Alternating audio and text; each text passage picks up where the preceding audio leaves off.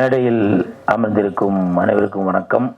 பத்திரிகை நண்பர்கள், ஊடக நண்பர்கள், இணையதள நண்பர்கள், PRO சித்திக் மற்றும் வருகை தந்துள்ள அனைவருக்கும் என் மனமார்ந்த நன்றி. மேடையில் பேசி கைத்தட்டல் வாங்குற அளவுக்கு நான் பெரிய பேச்சாளர் இல்லை, அதனால் தயவு செஞ்சு நீங்களே ஒரு தடவை கை தட்டிடுங்க. இந்த கைத்தட்டல்கள் அனைத்தும் காணாத சுடர் அந்த திரைப்பட குழுவினருக்கு தான் போய் சேரும். இது கொஞ்சம் அப்புறமா பேசுங்களா. இந்த படத்தோட ட்ரெய்லர் பார்த்தேன், நல்லா அருமையாக இருந்துச்சு. சாங்ஸ் பார்த்தேன், அதில் 4 சாங்கும் நல்லா அருமையாக இருந்துச்சு.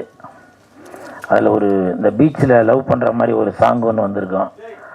அந்த தம்பி வந்திருக்காரா? தம்பி கொஞ்சம் கை தூக்குங்கப்பா. Okay, I love யூப்பா. எதுக்கு தெரியுங்களா, நீங்கள் அந்த பொண்ணு பின்னாலே ஓடினாலும் அந்த பாட்டு பார்க்கும்போது நான் உங்கள் பின்னால தான் ஓடிட்டு வந்தேன். நீங்கள் அந்த பொண்ணை அப்படியே இது பண்ணிட்டு போனாலும் நான் உங்களை இங்கேருந்து நான் உங்களை ஒரு இது பண்ணிட்டு தான் இருந்தேன். நீங்கள் இதை வச்சு ஏதோ எங்களுக்குள்ள ஏதோ வானவில் அப்படி இப்படின்னு எதுவும் நினச்சிடாதீங்க. ஆக்சுவலாக நான் அந்த தம்பியை லவ் பண்ணதுக்கான காரணம் என்னன்னா, அவரோட பிசிக் உடம்பு நல்லா சூப்பராக வச்சிருக்கீங்க. பிரதர் பேர் என்ன? விஜயா? சூப்பர். ஜிம்முக்கெல்லாம் போறீங்களா? சூப்பர், வாழ்த்துக்கள். ஏன்னா ஒரு நடிகனுக்கு தன்னுடைய உடம்பு தான் முதல் மூலதனமே. ஸோ அதனால் உடம்பை நல்லா மெயின்டைன் பண்ணுறீங்க, உங்களுக்கு என் மனமார்ந்த வாழ்த்துக்கள். அப்புறம் இந்த படத்தோட இயக்குனர் ஜனகன் பேர் நல்லா வித்தியாசமாக இருக்குது. தங்கச்சி சொன்னாங்க இது ஜனநாயகன் அப்படி இப்படின்னு. உண்மைதான், ஜனவரியில் வர வேண்டிய ஜனநாயகன் இப்போ மார்ச்சில் வர போகிறாரு. என்ன இது பேர்? ஜனகன். ஜனகன், உங்களுக்கு என் மனமார்ந்த வாழ்த்துக்கள். என்னோட ஆஃபீஸ்க்கு வந்தார், அப்போ பேசுகிறப்ப அப்படியே ஒன்றுமே தெரியாத மாதிரி இருந்தார். ஆனால் அங்கே ஆள் பார்த்த ஒல்லியாக இருந்துட்டு பார்க்கறதுக்கு தான் பீடி மாதிரி இருக்குது. ஆனால் கேடி வேலைலாம் பண்ணுவோம் போலவா. அது நீங்கள் எதை தவறாகன்னு எடுத்துக்காதீங்க. இந்த இடத்துல அவர் அந்த பேசுனதை சொல்கிறான், அப்படியே பார்க்கறதுக்கு ஊசி பட்டாசு மாதிரி இருந்தாலும் அவரோட ஒர்க்குன்னு வந்தோன்னா சும்மா அப்படியே சரவட்டியாக படப்படன்னு வெடிக்கிறாரு. ஊசி மாதிரி இருந்தாலும் கடப்பாரு மாதிரி வேலை செய்வீங்கன்னு நினைக்கிறேன். உங்களுக்கு என் மனமார்ந்த வாழ்த்துக்கள். எப்பேற்பட்ட பாறையாக இருந்தாலும் அடித்து உடைச்சிருவீங்க. உங்களுக்கு என் மனமார்ந்த வாழ்த்துக்கள். அதுவும் இல்லாமல் அந்த இடத்துல உட்காந்துக்கு பக்கத்தில் தான் உட்காந்தாரு இந்த கம்பேர் பண்ணுற தங்கச்சி. உங்கள் பேர் என்னம்மா? ஸ்ருதிகலை. அவங்க வந்து ஏதோ ஸ்பெல்லிங் மிஸ்டேக் ஏதோ விட்டாங்க, ஒன்று கடற்கடன்னு ஓடி வந்து அதை கரெக்ஷன் பண்ணுறாங்க. இல்லைம்மா இது இப்படி பண்ணோம் அப்படி பண்ணோம் அப்படின்னு. ஸோ இந்த இடத்துல ஒரு மணி நேரத்திலே இப்படின்னாக்க அந்த 20-30 நாள் அந்த ஷூட்டிங் போயிருக்கப்போ அப்போ அந்த நடிகைகிட்ட எப்படி வேலை வாங்கியிருப்பாரு அப்படின்னு யோசிச்சு பாருங்க. உண்மையிலேயே அந்த சின்ன தீக்குச்சி தான் பெரிய ஃபயர் ஆகும். உங்களுக்கு என் மனமார்ந்த வாழ்த்துக்கள். அதே மாதிரி இன்றைய கதாநாயகன் இசையமைப்பாளர் ஸ்ரீகாந்தனா அவரோட வீடியோ ஒன்று போட்டாங்க. அப்போ போடும்போது இந்த தங்கச்சி சொன்னாங்க அவருக்கு வந்து சிக்கன் பப்ஸு அப்படின்னு. அப்போ நான் நினச்சேன் சிக்கன் பப்ஸு கொடுத்து விட்டுருப்பார் போல அப்படின்னு. அப்புறம் ஒரு பாடலாசிரியர்கிட்ட கேட்டேன், ஜிஜு சார்கிட்ட, என்ன சார் சிக்கன் பப்ஸுன்றாங்களே அப்படின்னு. இல்லை சார் அவருக்கு அம்மா போட்டிருக்கு பாருங்க, இதுதான் படுறான்னு சொல்கிறது. அப்புறம் அவர் சொன்னார் இந்த மாதிரி அம்மா போட்டிருக்கிறதுனால அவரால் வர முடியல அப்படின்னு. எனிவே அவருக்கு என் மனமார்ந்த வாழ்த்துக்களை தெரிவித்துக் கொள்கிறேன். அதே மாதிரி இந்த படத்துக்கு பக்கத்துணையாக இருக்கும் ஜிஜு படிக்கல் சாருக்கு என் மனமார்ந்த வாழ்த்துக்களையும் நன்றிகளையும் தெரிவித்துக் கொள்கிறேன். இந்த படத்தில் அவர் வந்து 4 பாட்டு எழுதியிருக்காரு. அது மட்டும் இல்லாமல் ஒரு போலீஸ் கதாபாத்திரத்திலையும் நடிச்சிருக்காரு. அதையெல்லாம் தாண்டி தம்பிக்கு ஜனகனுக்கு பக்க துணையாக இருந்திருக்கிறாரு. இதை நான் கடந்த ஒரு மாதமாக அதை கவனிச்சுட்டு தான் வரேன். உங்களுக்கு என் மனமார்ந்த வாழ்த்துக்கள் சார். அதனால தான் நீங்கள் பிறக்கிறப்பவே உங்கள் பேர் கூட ஜிஜு படிக்கல், படிக்கல்னால ஏறி வருது, தடைக்கல்னு வைக்கல படிக்கல்னு வச்சுருக்காங்க. கையை தட்டாதீங்க, நானே தட்டுறேன். கஷ்டப்பட்டு ஒரு பாயிண்ட் யோசிச்சு வச்சு சொன்னாக்க இப்படி யோசிச்சுன்னு இருக்கீங்களா? என்ன அந்த சிக்கன் பப்ஸ்ன்னு சொன்னாங்க, அதில் யோசனை இருக்கீங்களா? நீங்களா தான் நினைச்சீங்களா? அப்படி படிக்கல் அப்படின்னு பேர் வச்சிருக்கிறதுனால அவர் வந்து எல்லாரையும் ஏற்றி விட்டுட்டு தான் இருப்பார் நினைக்கிறேன். உங்களுக்கு என் மனமார்ந்த வாழ்த்துக்கள். அது மட்டுமல்ல, அவர் ஒரு இயக்குனர், கழிப்பறை அப்படின்னு ஒரு இந்த சமூகத்திற்கு ஒரு கருத்து சொல்ற ஒரு படமும் எடுத்திருக்காரு. அது விரைவில் அது ரிலீஸ் ஆகும். கண்டிப்பாக அதுவும் பல அவார்டு வாங்கும். ஏன்னா அதோட கதையோட கரு என்னன்றது எனக்கு தெரியும். அப்புறம் இந்த படத்திற்கு இது 5 பிரிவுகளில் அப்படின்னா என்ன அர்த்தம்? அது வேர்ல்டு ரெக்கார்ட் உலக சாதனை பண்ணியிருக்கு படம். 5 பிரிவில் பண்ணியிருக்கு. ஸோ இந்த காணாத சுடர் படம் உண்மையிலேயே ஒரு ட்ரெய்லர் பார்க்கும்போது இப்போ உள்ள இளவட்டங்கள் எல்லாரும் சேர்ந்து எங்களாலையும் பல சாதனைகள் செய்ய முடியும் அப்படின்ற ஒரு விஷயத்த செஞ்சுருக்காங்க. ஸோ உங்களுக்கு என் மனமார்ந்த வாழ்த்துக்கள். சாங்ஸ் எல்லாமே அருமையாக இருந்துச்சு. அதில் ஒரு சாங்கு வந்தே வந்தே மாதரம் இனி காஷ்மீர் கன்னில் பூ வரும் அப்படின்னு சொல்லியிருந்தாங்க. எனக்கு ஓடாத அர்த்தம் அதனால் கண்ணு அப்படின்னு சொல்லிக்கிங்களா? அப்போ சொன்னார் பாடலாசிரியர் சொன்னாங்க, ஜிஜு படிக்கல் சார், அது வந்து கண்ணு இல்லைங்க கன்னு அப்படின்னாங்க. அது உண்மையிலே தான். அந்த கன்னில் பூ வந்துச்சுனாக்க சந்தோஷப்படுற முதல் ஆள், முதல் இந்தியன் அப்படின்றது நான் ரொம்ப பெருமைப்படுவேன். அதனால தான் அவரோட பாட்டில் கூட அந்த வந்தே மாதரத்தை சொல்லியிருக்காருன்னு நினைக்கிறேன். உங்களுக்கு என் மனமார்ந்த வாழ்த்துக்கள். அப்புறம் இந்த சால்வை போடும்போது சிலருக்கு வந்து அது ஒரு கிண்டலாக இருந்திருக்கலாம், சிலருக்கு அது நகைச்சுவாக இருந்திருக்கலாம், சில பேர் அது மோட்டிவேஷனாக எடுத்திருக்கலாம். ஆனால் நீங்களே யோசிச்சு பாருங்க, அந்த ஒரு இயக்குனர்களும் அந்த இணை இயக்குனர், துணை இயக்குனர் எல்லாரும் வந்தாங்க, தங்கச்சிங்கெல்லாம் கூட வந்திருந்தாங்க. அவங்களுடைய அப்பா அம்மா ஃப்ரெண்ட்ஸ் எல்லாரும் வந்திருப்பாங்க. அப்ப தன்னுடைய மகனுக்கு தன்னுடைய மகளுக்கு அந்த ஸ்டேஜில் ஒரு மரியாதை கிடைக்காத அப்படின்னு எவ்வளவு நாள் ஏங்கிக்கிட்டு இருந்திருப்பாங்க. இந்த தங்கைகளும் தங்கச்சிகளும் அண்ணங்களும் தம்பிகளும் அவங்க படிப்புல அவங்க வந்து ஃபர்ஸ்ட் மார்க் வாங்கினாங்களா இல்லை அதுக்கு வந்து பரிசுலாம் வாங்கியிருந்தாங்களா என்னன்னு தெரியாது. ஆனால் இன்னைக்கு தன்னுடைய மகனாக இருந்தாலும் மகளாக இருந்தாலும் நாளைக்கு வந்து ஒரு சமுதாயத்துல பெரிய ஒரு நிலைமையில வருவாங்க அப்படின்னு அந்த ஒரு கண்ணுல ஒரு எதிர்பார்ப்போட வந்து உட்காந்துருக்காங்க இல்லையா, அதுக்கு அந்த மரியாதைக்காக தான் அந்த சால்வை கொடுத்தது. தம்பி கூட என்னோட ஆபீஸ்க்கு வந்து எனக்கு சால்வை கொடுத்தப்போ நான் திருப்பி அவருக்கு தான் போட்டேன். ஏன்னா நான் எவ்வளவோ பார்த்தாச்சு, எவ்வளோ தயாரிப்பாளர்கள், எவ்வளோ இயக்குனர்கள். இந்த மாதிரி தம்பிகள் இன்னும் நல்லா வளர்ந்து வரணும், பெரிய அளவில் வரணும். அதற்கு என் மனமார்ந்த வாழ்த்துக்களையும் நன்றிகளையும் தெரிவித்துக் கொள்கிறேன். இந்த காணாத சுடர் உண்மையிலேயே நீங்கள் காண வேண்டிய சுடர். இந்த காணாத சுடர் ஒரு காவியம் படைக்கும் சுடர். இந்த காணாத சுடர் கால் பதிக்கும் சுடர். இந்த காணாத சுடர் காவல் காக்கும் சுடர்.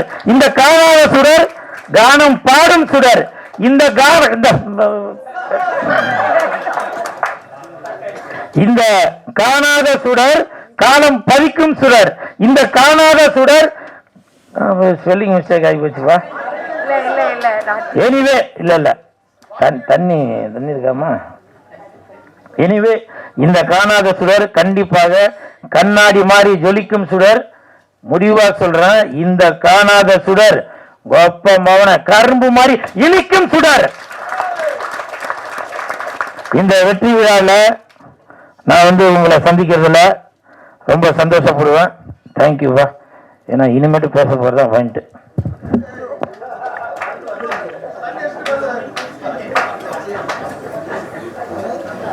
தயவு செஞ்சு காணாத சுடர் அந்த படத்தோட ஆடியோ ரிலீஸ்ல கூல் சுரேஷ் தண்ணி அடிச்சுட்டு பேசுறாருன்னு போட்டுறாதீங்கப்பா.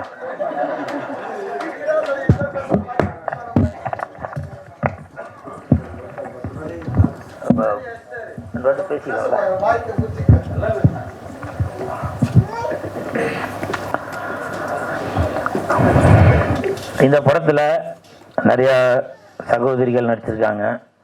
அவர்களுக்கு எல்லாம் மனமார்ந்த வாழ்த்துக்கள். இப்போ சமீபத்தில் பார்த்துருப்பீங்க, ஒரு அரசியல் உள்ள ஒரு முன்னாள் அமைச்சர் அவர்கள் ஒரு பெண்களுக்காக குரல் கொடுக்கக்கூடிய ஒரு மேடையில் சினிமாக்காரங்கன்னா உங்களுக்கு அவ்வளோ இலக்காரமாக போச்சாங்க. அவ்வளோ இலக்காரமாக போச்சா? உங்களுடைய கட்சியிலையும் சினிமா நடிகைகள் இருக்காங்க, நடிகர்கள் இருக்காங்க. நீங்கள் யோசிச்சு பாருங்க. எதற்கெடுத்தாலும் சினிமா நடிகைகள், சினிமா நடிகர்கள், உங்களால எந்த ஸ்டேஜிலையுமே உங்களுடைய தலைவர் ஆட்சிக்கு வந்தால் நாங்க அது செய்வோம், மக்களுக்கு இது செய்வோம் அப்படின்னு உங்களுடைய கொள்கைகள் என்ன, கோட்பாடுகள் என்ன, அதை பேசுங்க. அதை விட்டுட்டு நயன்தாரா அவங்க திருமணமாகி 2 குழந்தைக்கு தாயா இருக்காங்க. நயன்தாரா மட்டுமா சொல்றீங்க? திரிஷான்னு சொல்றீங்க, கீர்த்தி சுரேஷன் சொல்றீங்க, குஷ்புன்னு சொல்றீங்க. உங்களுடைய கட்சியிலையும் நான் பர்டிகுலரா அவரை மட்டும்தான் சொல்றேன் அப்படின்னு சொல்ல வரல. நான் பொதுவா சொல்றேன். இந்த காணாத சுடர் இந்த படத்தோட ஆடியோ ரிலீஸ்ல இருந்து சொல்றேன். உங்க கட்சியிலையும் பல நடிகர் நடிகைகள் இருக்கிறாங்க. சினிமால இருந்து பல சாதனைகள் பண்ணவங்க தான் டாக்டர் கலைஞர் ஐயா அவர்கள். முதலமைச்சரான ஆனவங்க சினிமால இருந்து வந்தவங்க தான் புரட்சி தலைவர் எம்ஜிஆர் ஐயா அவர்கள் முதலமைச்சராக இருக்காங்க. சினிமால இருந்து வந்தவங்க தான் புரட்சி தலைவி அம்மா அவர்கள் முதலமைச்சராக இருக்காங்க. இன்னமும் யாரோ வரப்போறாங்க அப்படின்னு கூட எல்லாரும் நினைச்சிட்டு இருக்கோம்.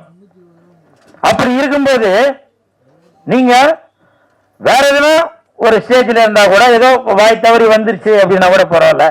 பெண்களுக்காக குரல் கொடுக்கக்கூடிய அந்த ஸ்டேஜ்ல ஒன்றும் இல்லை. ஒரு 10-20 நாளைக்கு முன்னாடி கூட பாஜக தலைவர் நயினார் நாகேந்திரன் சார் உங்களுக்கு வாட்ஸ்அப் சார் வாட்ஸ்அப் நீங்க கூட வாய் தவறி அந்த திரிஷான்ற ஒரு வார்த்தையை சொல்லிட்டீங்க. அதுக்கப்புறம் உங்கள் மனம் உருகி நீங்களே அதுக்கு ஒரு வருத்தமும் தெரிவிச்சிட்டீங்க. அதனால உங்களுக்கு என் மனமார்ந்த நன்றி. இப்படி ஒழுக்கமுள்ள சில அரசியல் தலைவர்களும் இருக்கிறாங்க. அப்படி இருக்கும்போது நீங்க எதற்கெடுத்தாலும் சினிமாக்காரங்க அவ்வளவு கேவலமா போச்சாங்க. சரி, நடிகர்களை விடுங்க, நடிகர்கள் அப்படிதான் எடுத்துக்கிறது. Kamal sir, Sarathkumar sir, Rajini sir, Vijay sir, Ajith sir, இப்படி எல்லாருமே இப்போ ரஜினி சார். அப்போ சினிமாக்காரங்களும் உங்களுக்கு எப்படி, உங்களுக்கு ஒரு என்டர்டைன்மெண்ட்டுக்கு மட்டும்தானா? யோசிச்சு பாருங்க. நாம அக்கா தங்கச்சிங்களோட தான் பிறந்திருக்கிறோம். தாய் இருக்காங்க. தாய்க்கு அவ்வளவு மதிப்பு கொடுக்கணுங்க. பெண்ணுக்கு தாய் மொழின்னு தான் சொல்றோம், தாய் நாடுன்னு தான் சொல்றோம். நீங்க வேணா நினைக்கலாம் நான் ஏதோ ஒரு கட்சிக்காக சப்போர்ட் பண்ணி ஒரு கட்சிக்காக ஆப்போசிட்டா பேசுறேன்னு. அட அம்மாலன்னு பேர் என்னப்பா? கிருஷ்ணமூர்த்தி, சிவாஜி கிருஷ்ணமூர்த்தி சார் உங்களுக்கு தான் சொல்றேன். சிவாஜி கிருஷ்ணமூர்த்தி சார் உங்களுக்கு தான் சொல்றேன். நான் எல்லா கட்சியில உள்ளவங்களுக்கு தான் சொல்றேன். தயவு செய்து பெண்களை இழிவுபடுத்தி பேசாதீங்க. அது நீங்க யார் முதலமைச்சர் ஆக்கணும்னு நினைக்கிறீங்களோ அவங்களுக்கு தான் அது பேக் ஃபயர் ஆகும். அதை நீங்க புரிஞ்சுப்பீங்கன்னு நினைக்கிறேன். ஒருத்தர் இல்ல, ஒரு மாவட்டத்திலையும் அவங்கவுங்க வாய்க்கு வந்ததெல்லாம் பேசிட்டு வரீங்க. அது மிகப்பெரிய தவறு. ஒருவேளை இதே நிலைமை நீடித்தால் விரைவில் நாடு முழுவதுமே கூல் சுரேஷ் கட்சி, சிஎஸ்கே கட்சியில் உள்ள ஒரு தொண்டரும் ரசிகர்களும் சேர்ந்து மிகப்பெரிய போராட்டம் நடக்கக்கூடும். சில பேர் இந்த வீடியோ பார்க்கும்போது கூட நினைப்பீங்க, கூல் சுரேஷ் என்ன பெரியவரா, அவர் கட்சி இருக்கா அப்படின்னு. இப்போ சொல்றாங்க ஒரு சின்ன எறும்பு தான் யானையே சாய்க்கும்.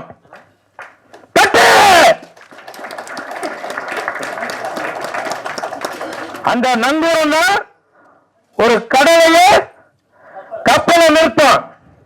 பார்த்திருப்பீங்கன்னு நினைக்கிறேன். அதனால தயவு செய்து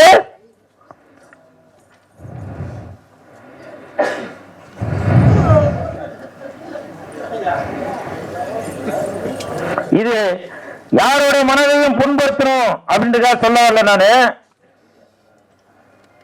அப்புறம் என்ன அரசியல், என்ன அரசியல்? அப்புறம் நீங்களே சொல்றீங்க பெண்களுக்கு பாதுகாப்பு இல்ல, பெண்களுக்கு பாதுகாப்பு இல்லைன்னு சொல்லிட்டு அப்புறம் நீங்களே பேசுறது. நான் எல்லா கட்சியும் தான் சொல்றேன், இந்த கட்சி தான் அப்படின்னு சொல்ல வரல, எல்லா கட்சியிலும் தான் சொல்றேன். ஒரு கட்சியிலுமே அந்த மாதிரி வல்கராக பெண்களை இழிவுபடுத்தி பேசக்கூடிய நபர்கள் இருந்துட்டு தான் இருக்காங்க. தயவு செய்து பெண்கள் அந்த மாதிரி பேசாதீங்க. ஆண்களையும் தான் சொல்றேன், முக்கியமாக நடிகர்களை கூத்தாடின்னு சொல்றீங்க. இன்னைக்கு அவங்களுக்கு அந்த கூத்தாடி தான் தேவைப்படுறாங்க. அனைவருக்கும் மாலை வணக்கம். இந்த படத்தில் நடித்த நடிகர் டெக்னீஷியன் அத்தனை பேருக்குமே நான் முதல்ல வாழ்த்துக்கள் சொல்லிடுறேன். திறமையோடு நம்ம காத்திருக்காம அத்தனை பேரையும் கரெக்டாக வேலை கொடுத்து அத்தனை நேரத்தையும் மேலே கொண்டு வந்து நம்ம இயக்குனர் அவருக்கு பெரிய வாழ்த்துக்கள் சொல்கிறேன். இந்த மேடை வந்து ஸ்ரீகாந்தன் அவருடைய மேடை, காணாத சுடர். ஆனால் நம்மளை எல்லாம் வள்ளினாலும் காண வச்ச சுடர் ஸ்ரீகாந்தன். இத்தனை பேரையுமே வந்து அத்தனை பாடல்களையுமே பக்கத்தால் உட்காந்துட்டு சொன்னார், இந்த பாடலெல்லாம் நான் தாங்க கோட்டாச்சி எழுதுனேன் அப்படின்னாரு. உண்மையாலுமே ரொம்ப அத்தனை வரிகளுமே அற்புதமாக எழுதி ரொம்ப அனுபவித்து வாழ்க்கையை நேசித்து எழுதியிருக்காங்க. இந்த படத்தை நடித்த நடிகர்கள் டெக்னீஷியன் அத்தனை பேருக்குமே மனமார்ந்து இன்னொரு வாழ்த்துக்கள் சொல்லிடுறேன். நல்ல கண்டென்ட் படம் கண்டிப்பாக மக்கள் வந்து கொண்டாடுவாங்க. இன்றைக்கி நடிகைகளெல்லாம் பார்த்து படங்களுக்கு போகிறது ரொம்ப ரேர். நல்ல கதையுள்ள படங்களுக்கு போகிறது தான் இப்போத்த ட்ரெண்டு. அந்த மாதிரி தான் இந்த படத்தை எடுத்திருக்காருன்னு நினைக்கிறேன். ஆனால் சொன்னார், யாருக்குமே கதை தெரியாது, நான் வந்து அந்த டைலாக் மட்டும் தான் சொல்லி கொடுத்தேன், அதையெல்லாம் புரிய வச்சு நடிக்க வச்சு அவங்க இன்னொன்று என்னென்னா, இந்த டிஸ்கவுண்ட் படித்து வர அவங்க கிட்ட வந்து நடிக்கிறது ரொம்ப கஷ்டங்க. ஏன்னா நான் எத்தனையோ படங்கள் எல்லாரும் கூட நடிச்சிருக்கேன், பெரிய பெரிய டைரக்டரோடலாம் நான் பணியாற்றிருக்கேன். இப்போது நான் சமயத்தில் ஒரு ஷார்ட் ஃபிலிம் எடுத்திருக்கேன். என் கூட வந்து நான் மிஸ்காம் படித்த தம்பி தான் டைரக்டர் ரஞ்சித்து. அது கரெக்டாக வர்ற வரைக்கும் நம்மளை உயிரை வாங்குவாங்க பாருங்க, உயிரே போயிடும்.